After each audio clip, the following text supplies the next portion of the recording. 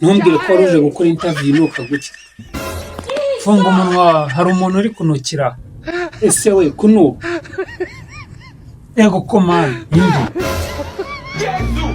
Ntabwo nuka. Harimo muri itajya yica ahantu hamwe. Aho unyuze isigara igendagenda. Ese we ntabyo uri kumva? Oya, aho gushobora kuba hariye tungurusumu, ukaba uri kwimukira mu kanwa nawe. Ahubwo fungura amadirishya ahantu hose unatereye ya fresh urakabije. Funga uwo muntu, uzi ko ndi kugira ngo ni imbeba yapfiriyemo? Witangira guhimba, wanukiye mbere y'uko uhagera. None utangiye no kubinyitirira. Ese nicyo mpamagariye muri iyi interview? Cyangwa naya ndaya views? Waba uje utoza?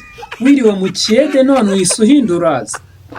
None utekereza yuko uzogira rimwe inzu mwararangije kuyubaka? Ariko urwango runyoye mu mashereka nyuko. Discipline ya kimuntu wayibagiriwe ku ishuri. Hey, nunsuzugure wayo. Nanjye ntumenyerere.